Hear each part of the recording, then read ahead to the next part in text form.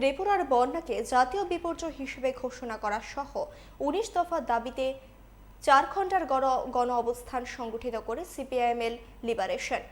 এই কর্মসূচিতে যুক্ত ছিলেন অখিল ভারত কিষাণ মহাসভা, অখিল ভারত ক্ষেত গ্রামীণ মজদুর সভাও।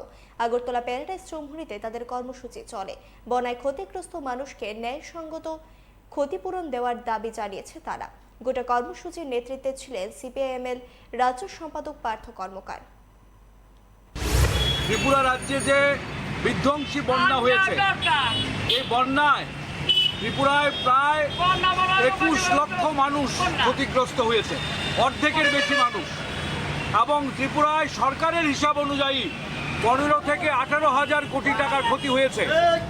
তাহলে আজকে কেন ত্রিপুরাকে জাতীয় বিপর্যয় এলাকা ঘোষণা করা হবে না? যে আজকে ১ মাস অতিক্রান্ত হয়ে গেল, সরকার এখনো কোনো ক্ষতিপূরণের ব্যবস্থা করেনি।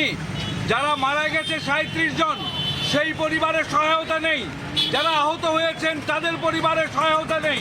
যারা কৃষক সর্বশান্ত নিঃস্ব হয়ে গেছে, জমির চরিত্র বদলে গেছে, সেই কৃষকদের ১,০০০ টাকা ক্ষতিপূরণের কথা বলছে কৃষি দপ্তর। এটা কৃষকদের গায়ে নুনের ছিটা এবং কৃষকদের সাথে রসিকতা ছাড়া আর কিছুই নয়। তাছাড়া আমরা বলছি গন্ডাছড়া যে হিংসা হয়েছে, সেখানে ক্ষতিগ্রস্ত মানুষকে সহায়তা দিতে হবে, তাদের উপযুক্ত নিরাপত্তা দিতে হবে।